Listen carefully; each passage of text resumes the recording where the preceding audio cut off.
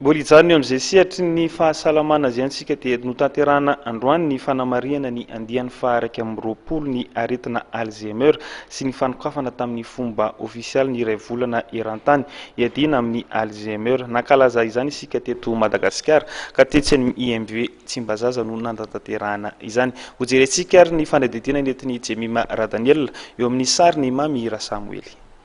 Misa 730 ireo firenena mikambana ao amin'ny OMS na ny Organisation mondiale de la santé mikambana amin'ny firenena miady amin'ny aretina Alzheimer ka isan'izany Madagasikara.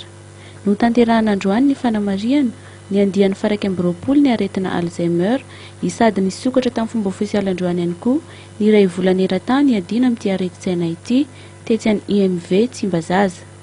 Tsarovy aho, io ny lohahevitra nandritra ny fankalazana. Inona ny atao hoe aretina Alzheimer? Mitondra fanazavana makasika izany ny profesora Ramambazafy Ralainy Iony Jacques.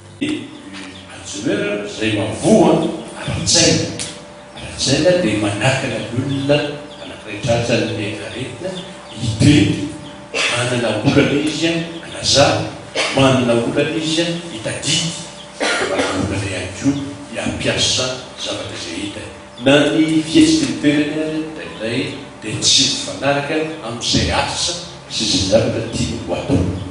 Izay dia nisy zavatra mampalahelo dia nireko mahita azy ianao mihodibodina ereko ny toerana izay misy azy izy ohatrany hoe tsy mahafantatra izay tany ho alery tsy hitanao hoe ho aizany tena hina no ataoko iny ty zavatra ty fantakaraka ny lazina atao amin'ilay sary teo hoe fatava stylo fa hainy ny mampiasa zavetrany da ndray raisiny eo dia volapolan-tanany ahodibodina fotsiny fa tsy fantany hoe atao an'izao na atao an'izao fa ianao zay hitany eo mety mandramany hoe atao zay zavatra nataonao.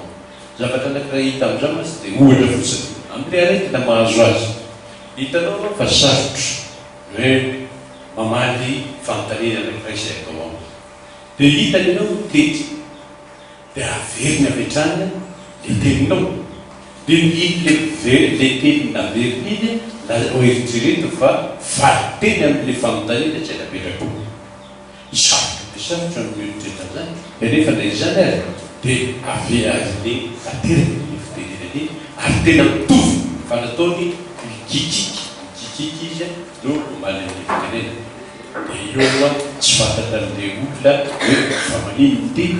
Tsy adala akory ny olona tratran'ny aretina Alzheimer amin'ny ankapobeny dia ireo olona manodidina ny taona 5-20 ka hatramin'ny 80 taona no voan'ny aretin'ny tsy fitadidiana ity.